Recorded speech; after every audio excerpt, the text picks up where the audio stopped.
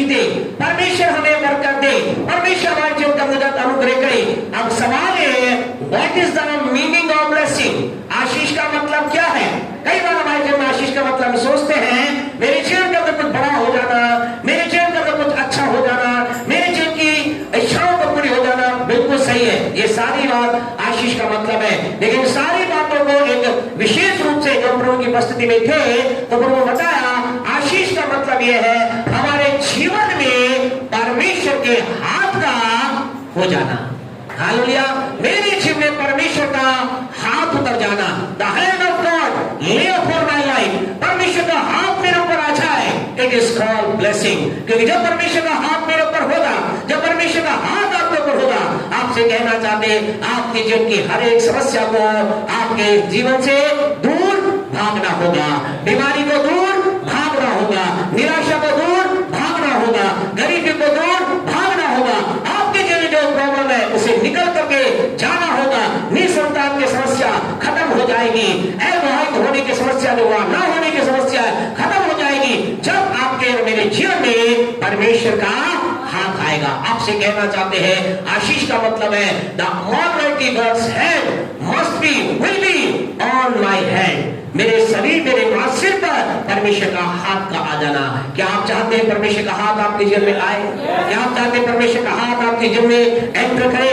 आपसे कहना चाहते हैं अगर आपकी इच्छा ये है तो आप उस आशीष को प्राप्त करेंगे। लेकिन इसके विपरीत एक और बात है जिसके लिए हमें अलर्ट रहना है, और अलर्ट रहने वाली बात ये है, एक और है जिसको कहा गया है परमेश्वर के हाथों में पढ़ना। आपसे कहना चाहते हैं there is vast difference between both thing. इन दोनों चीजों में बड़ा अंतर है। परमेश्वर के हाथ के तले आ जाना, परमेश्वर का हाथ मेरे ऊपर आ जाए, और परमेश्वर के हाथों में पढ़ना, दोनों में एक बड़ा अंतर है। आज आपसे कहना चाहते हैं इब्रानियों की पत्री उसका 10वां अध्याय उसकी 31वीं आयत, book of Hebrew chapter 10 verse 31 के साथ हम अपने संदेश को आज प्रारंभ करेंगे। और परमेश्वर का पवित्र वचन ये कहता है, प्रभु के वचन में ऐसा लिखा है, बड़े मेहरबानी से, जीवते परमेश्वर के हाथों में पड़ना भयानक बात है। जीवते परमेश्वर के हाथों में पड़ना, जीवते परमेश्वर के हाथों में पड़ना भयानक बात है। आपसे कहना चाहते हैं अपने लाइफ के अंतर्गत be alert, be sensitive, alert रहे, जागृत रहे, जागते रहे इस बात के लिए कहीं आपके जीवन के अंतर्गत कहीं आप परमेश्वर के हाथों में तो नहीं पड़ गए हैं। प्रभु वचन कहता है जीवते परमेश्वर के हाथों में पड़ना क्या है? भयानक बात है। इट इज हॉरिबल, डरावनी बात है, भयानक बात है, भयानक एक चीज है कि परमेश्वर के हाथ में व्यक्ति पड़ जाए। आज के सुबह आपसे कहना चाहते खुदा के लोगों, हमें अपने लाइफ के अंदर परमेश्वर का हाथ चाहिए, हमें परमेश्वर के हाथ में नहीं पड़ना है। आप में से कुछ लोग कहेंगे ऐसे कैसे मुझे मालूम चलेगा, कैसे एक व्यक्ति के जीवन में एक व्यक्ति परमेश्वर के हाथों में पड़ जाता है। और आपसे कहे एक व्यक्ति कौन परमेश्वर के हाथों में पड़ता है? प्रभु का पवित्र वचन के अंतर्गत भजन संहिता 20 को अगर हम निकाले, वहां एक विशेष चिन्ह दिखाया गया है। There we can see a sign, वहां पर एक चिन्ह देखते। अगर एक व्यक्ति ऐसा करता है, अगर एक व्यक्ति इस रीति से अपने जीवन को बिता रहा है, अगर एक व्यक्ति अपने लाइफ में इन बातों को लागू कर रहा है, आपसे कहना चाहते देर या जल्दी या देर से क्या होगा? वो व्यक्ति परमेश्वर के हाथों में पड़ेगा, और परमेश्वर के हाथों में पड़ना भयानक बात है। 20:7 पढ़े, क्या कहता है?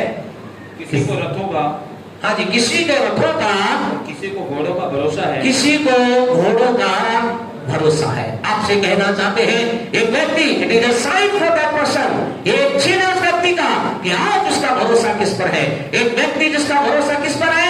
घोड़ों और रथों पर है। आप में से प्रत्येक से कहना चाहते हैं अपने लाइफ का इस बात को हम जांच के देखें, हमारे जीवन में हमारा भरोसा किस पर है?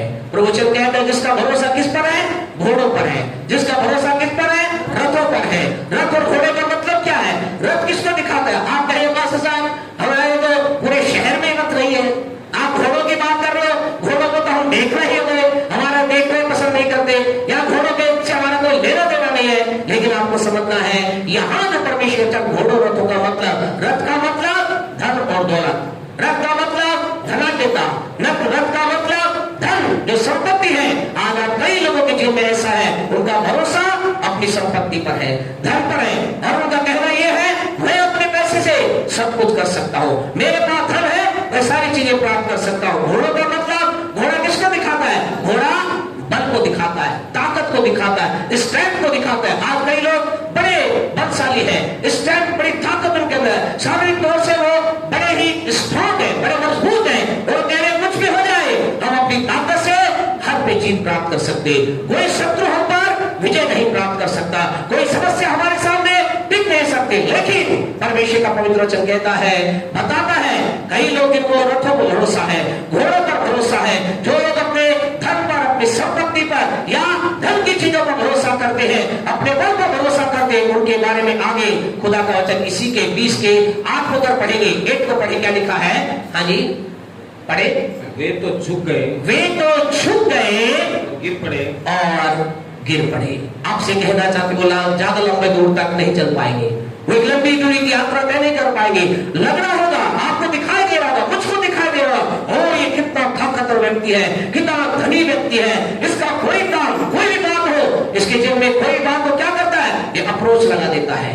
कोई बात होती है, क्या करता है? अपनी बुद्धि से सारी चीजों को सोल्व कर लेता है। लेकिन यहाँ खुदा का वचन कहता है, क्या कहता है? वो तो गिर गए, झुक गए और गिर गए। वो लंबे समय तक खड़े नहीं रह सकते, वो लंबे समय तक एक राइट वे के अंदर नहीं चल सकते। आज की सुबह आपसे कहना चाहते हैं, कई लोग आज जीवन के अंदर ये करने लग, क्या है, क्यों ऐसा हुआ? क्योंकि उन्होंने अपना भरोसा इन पे लगाया और वो क्या हो गए? परमेश्वर के हाथों में पड़े। उनके जीवन के अंदर क्या आया? परमेश्वर की दया की बजाय परमेश्वर का प्रकोप या क्रोध उनके जीवन में आया। आज की सुबह मेरे आपके जीवन में इस बात को देखने की आवश्यकता है, हमारा भरोसा किस पर है? हमारे जीवन के अंदर हम परमेश्वर के हाथ में पड़ने के लिए अपने आप को तैयार कर रहे हैं या परमेश्वर का हाथ हमारे जीवन के अंदर आ रहा है? आज परमेश्वर के हाथ के अंदर अपने आप को लेकर चल रहे हैं या हमारे जीवन के अंदर क्या हो रहा है? हम परमेश्वर के क्रोध को या परमेश्वर की दया को हम प्राप्त कर रहे हैं। आपके मेरे जीवन के अंदर ये पहला जिन लोगों का होता है जिनका भरोसा किस पर होता है? रथों घोड़ों भरोसा होता है। इसका मतलब वो क्या है? उनका वो परमेश्वर के हाथ में पड़ चुके हैं। परम प्रभु के चरण में लिखा है, परमेश्वर के हाथ में पड़ना क्या है? भयानक बात है। वो परमेश्वर के हाथ में पड़ने के कारण से उनके जीवन में भयानक बातें हुई है, उनके जीवन के अंदर उनके जीवन की परिस्थितियां भयानक से बिगड़ी हुई है। और दूसरा चिन्ह जो है, जो लोग परमेश्वर के हाथ में पड़ जाते हैं या परमेश्वर के क्रोध के अंदर आ गए हैं, दूसरे व्यक्ति वो है जिनके बारे में प्रभु वचन कहता है। यूहन्ना में यीशु समाचार उसका 12वां अध्याय मेहरबानी से निकाले, ध्यान से सुने, बहुत महत्वपूर्ण बात आप प्रभु आपसे कर रहा है। आज आपको बताना चाहते हैं कैसे हम खुदा की आशीषों का आनंद ले सकते हैं।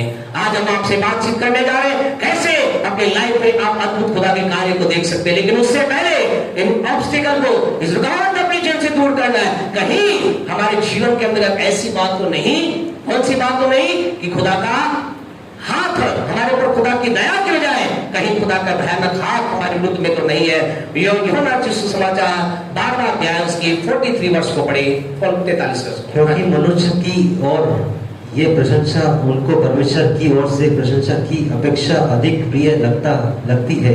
क्या लिखा गया है यहाँ? दूसरे लोग भयानक रीति से यानी परमेश्वर खुदा के हाथ के अंदर आ जाते हैं। खुदा के वचन लिखा है, क्योंकि मनुष्यों की प्रशंसा उनको परमेश्वर की प्रशंसा से अधिक प्रिय लगती है। आज आपसे कहना चाहते हैं, डायरेक्टली मतलब क्या करें? अपने हृदय के अंदर उतारने का प्रयास करें। आज मेरे अपने आप के अंदर देखें, मेरे जीवन के लिए क्या अच्छा लगता है, मैं किसकी प्रशंसा के लिए अपने आप को तैयार कर रहा हूं। यहाँ पर यीशु मसीह के समय की बात है, यीशु मसीह भीड़ के साथ है, बहुत सी बातें, फिर यीशु मसीह लोगों से बातचीत करते का। ये वो लोग हैं, बहुत से लोग हैं, इन लोगों क्या है? इन्हें मनुष्यों की प्रशंसा, इनको परमेश्वर की प्रशंसा से अधिक प्रिय जान पड़ती है। यानी ये लोग वो लोग थे, आज भी संसार में बहुत से लोग हैं जिन पर खुदा का कह सकते हैं भयानक हाथ के विरुद्ध में है। वो लोग क्या चाहते हैं? लोग मेरी प्रशंसा करें, लोग मेरी बड़ाई करें, लोग मुझे अप्रिशिएट करें, लोग मेरे बारे में बोले। आपसे कहना चाहते हैं, आप परमेश्वर का वचन एक दूसरे के आदर करने के लिए मना नहीं करता। आपको मुझे एक दूसरे क्या करना है? आदर करना है।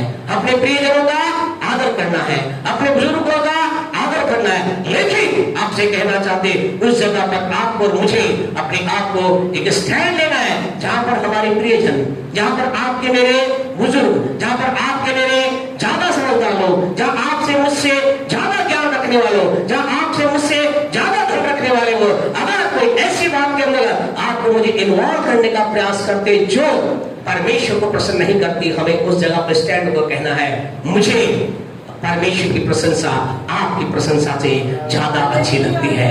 मेरे जीवन में मेरा मकसद यह है, I want to please my God rather than you, rather than you. आपसे कहना चाहते हैं, परमेश्वर को हमें कहना है, आपको प्रसन्न करने से अच्छा है मैं मेरे खुदा को प्रसन्न करो। यानी परमेश्वर का वचन रोमियो 13:7 के अंदर हम पढ़े, और खुदा का वचन बताता है हमें जिसे कर देना है उसे कर दें, जो अधिकारी है उनके अधिकार में हम रहें। प्रभु वचन कहता है जिसका सम्मान करना है उसका सम्मान करें। ऐसा नहीं कि आपको मुझे खुदा का वचन आदर करने के लिए मना करता है। 13:7 को पढ़े अगर आपने निकाला तो 13:7 इसलिए हाँ जी, इसलिए हर एक का हक चुकाया करो। हाँ जी, जिसे कर चाहिए उसे कर दो, जिसे कर चाहिए उसे कर दो, जिसे महसूल चाहिए उसे महसूल दो, उसे महसूल चाहिए महसूल दो, जिससे डरना चाहिए उसे डरो, जिससे डरना चाहिए उससे डरो, जिसका आदर करना चाहिए जिससे आदर करना चाहिए उसका आदर करो।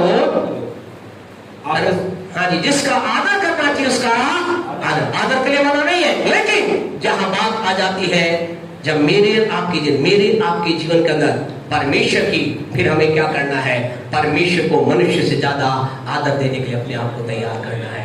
यहाँ प्रभु यीशु मसीह लोगों से बात कर रहा है और यीशु मसीह कह रहा है इन लोगों को क्या है कि क्या अच्छा लगता है, इनको मनुष्यों की प्रशंसा, परमेश्वर की प्रशंसा ज्यादा